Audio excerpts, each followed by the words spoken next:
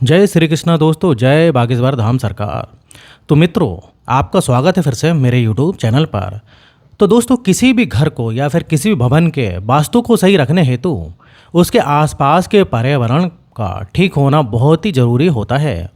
और यदि पर्यावरण को ठीक रखना है तो पेड़ पौधों का होना बहुत ही ज़रूरी होता है, क्योंकि पेड़ पौधों का महत्व प्रकृति को संतुलित बनाए रखने के साथ साथ इंसानों के लिए भी बहुत ही महत्वपूर्ण है। पेड़ पौधे पर्यावरण में उपस्थित हानिकारक तथा निश्चित वायु भोजन के रूप में ग्रहण करके वातावरण को स्वच्छ तथा शुद्ध बनाते हैं।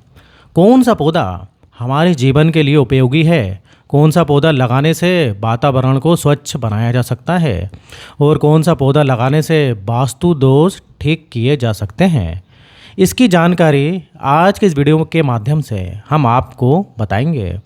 वास्तुशास्त्र के अनुसार मनुष्य को सुख, समृद्धि एवं ऐश्वर्य की प्राप्ति के लिए आपको अपने घर में इन पौधों को अवश्य लगाना चाहिए।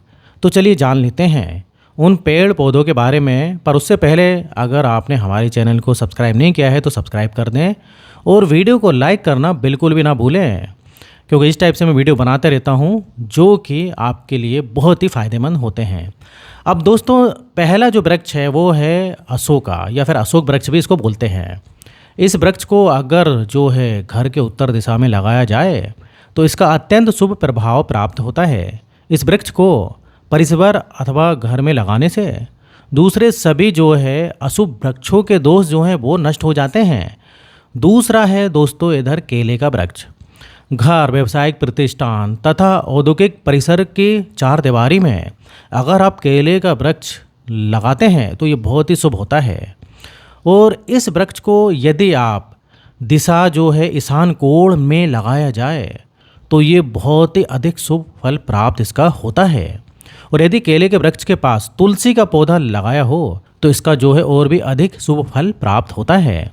ईशान क्षेत्र में लगे हुए केले के पौधे के नीचे अध्ययन करने से किया गया अध्ययन जो है व्यर्थ नहीं जाता है। तीसरा है आँख अथवा स्योतार्क।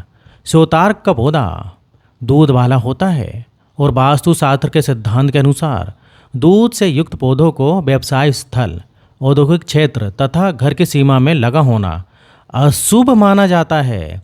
लेकिन दोस्तों, अगर किसी तरीके से ये पौधा मतलब स्योतार्क का पौधा हमको रोपना बिल्कुल भी नहीं चाहिए। लेकिन दोस्तों, अगर ये अपने आप भी उग जाए या अपने आप ही ये निकल जाए तो इसे कभी भी उखाड़ना नहीं चाहिए, बल्कि हल्दी अक्सर तथा जल से इसकी पूजा करनी चाहिए। ऐसा करने से इस पौधों की बरकत होती है, जिससे घर में रहने वालों को सुख शांति प्राप्त होती है। ऐसी भी मान्यता है कि जिसके घर के पास स्योतार का पौधा फलता फूलता है वहाँ हमेशा बरकत बनी ही रहती है, उस भूमि में गुप्त रूप से धन होता है। अब देखिए, अगला जो पौधा है जिसके बारे में बात कर रहे हैं वो है पपीता। वास्तुशास्त्र में बताया है पपीता का पेड़ घर में कभी भी नहीं लगाना चाहिए। ये जो है अशुभ फलदायक होता है और अगर ये वृक्ष अपने आप उग जाए तो शुरुआत में ही इसे खोद कर अन्य स्थान पर जो है लगा देना चाहिए, जैसे कि एक जगह से उखाड़कर दूसरी जगह लगा देना चाहिए। लेकिन अगर ये बड़ा हो गया हो तो इसे काटने की बजाय उस समय का इंतज़ार करना चाहिए जब इसमें फल आना बंद हो जाए। और जब इसमें फल लगना बंद हो जाए तो इसके तने में एक छेद करके उसमें थोड़ी सी हींग भर देना चाहिए। ऐसा करने से ये अपने आप ही सूख जाएगा। अब पांचवा है और अगला जो है वो है नारियल का वृक्ष। नारियल का वृक्ष ये घर की सीमा में अगर लगाया जाए तो इससे बहुत ही शुभ फल प्राप्त होता है।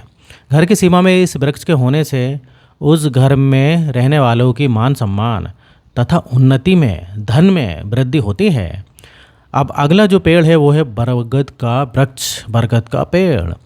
वास्तु की दृष्टि से ये एक बहुत ही महत्वपूर्ण वृक्ष है। किसी भी भवन या व्यावसायिक प्रतिष्ठान के पूर्व दिशा में बरगद का वृक्ष होना बहुत ही शुभ होता है। इससे संपूर्ण मनोकामनाएं पूर्ण होती हैं। लेकिन इस बात का हमेशा ध्यान रखना चाहिए कि भवन पर इस पेड़ की कभी भी छाया नहीं पड़ना चाहिए। और बट वृक्ष का घर के पश्चिम दिशा की तरफ होना अशुभ माना गया है। आंवले का वृक्ष। अब देखिए, आंवले का जो वृक्ष है वास्तु की दृष्टि से आंवले के वृक्ष का घर की सीमा में होना शुभ माना गया है। इस वृक्ष को यदि घर में लगाया जाए तो जो भी अशुभ वृक्षों का जो फल होता है ना, वो भी नष्ट होता है। अब अगला जो वृक्ष है वो अनार का वृक्ष।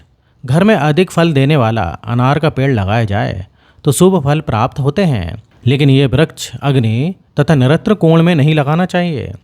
कहीं कहीं जो है अनार के वृक्ष का घर में होना अशुभ भी कहा गया है, लेकिन ये नियम सिर्फ बंजर जाति के अनार के वृक्ष पर लागू होते हैं। हल्दी का वृक्ष, इस वृक्ष का घर की सीमा में होना अशुभ होता है। शास्त्रों में तो यहाँ तक कहा जाता है कि यदि वृक्ष अपने आप भी घर में उग जाए तो उसे तुरंत ही उखाड़ देना चाहिए। इस वृक्ष को घर की सीमा में कभी भी नहीं रखना चाहिए, अन्यथा अशुभ परिणाम आपको प्राप्त हो सकते हैं। अब सीताफल का पौधा, सीताफल के पौधे को घर की सीमा में कभी भी नहीं लगाना चाहिए। ये जो है अशुभ होता है। लेकिन यदि घर की सीमा में ये अपने आप उग जाए तो रुक जाइए, इसको काटना नहीं चाहिए, बल्कि घर की सीमा में ही एक आंवले का तथा एक फल देने वाला अनार का पौधा लगा देना चाहिए। इससे इस पौधे का अशुभ प्रभाव जो है नष्ट हो जाता है। जामुन का वृक्ष, वास्तु की दृष्टि से जामुन का वृक्ष यदि घर की सीमा अथवा परिसर के दक्षिण में हो तो शुभ कहा जाता है। अन्य दिशा में इस वृक्ष का होना अशुभ फलदायी होता है। घर के उत्तर में जामुन का पेड़ हो तो इसके साथ एक अनार या फिर आंवले का पौधा जरूर लगाना चाहिए। आम का वृक्ष, वास्तु की दृष्टि से आम का वृक्ष घनत्व प्रतिष्ठान की सीमा में होना शुभ नहीं माना गया है। फिर भी अगर ये वृक्ष हो तो इसे काटना नहीं चाहिए, बल्कि इसकी जड़ों में काला तिल डालकर जल चढ़ाना चाहिए। साथ ही साथ घनत्व परिसर की सीमा में ही निर्गुणी का पौधा भी लगा देना चाहिए। ऐसा करने से इस वृक्ष का अशुभ प्रभाव जो है वो नष्ट हो जाता है। नीम का वृक्ष, घर के वायव्य कोण में नीम के वृक्ष का होना अत्यंत शुभ माना जाता है। यह वृक्ष पर्यावरण को शुद्ध तथा परिष्कृत कर अच्छे स्वास्थ्य में वृद्धि भी करता है।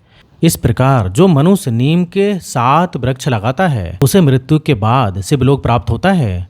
जो मनुष्य नीम के 3 पेड़ लगाता है वो 100 वर्ष तक स्वर्गलोक में जो है सुखों का भोग करता है। तो दोस्तों, ये तो कुछ महत्वपूर्ण पेड़ पौधे हैं जो अपने घर के आसपास लगाने चाहिए। आपके घर के आसपास कौन से पेड़ पौधे हैं, हमें कमेंट में ज़रूर बताइए। तो दोस्तों, वीडियो अगर आपको पसंद आए तो वीडियो को लाइक करिए, और अगर आपने अभी तक चैनल को सब्सक्राइब नहीं किया तो चैनल को सब्सक्राइब कर लीजिए। तो आज के लिए बस इतना ही, फिर मिलेंगे नेक्स्ट वीडियो में। जब तक जय श्री कृष्णा दोस्तों।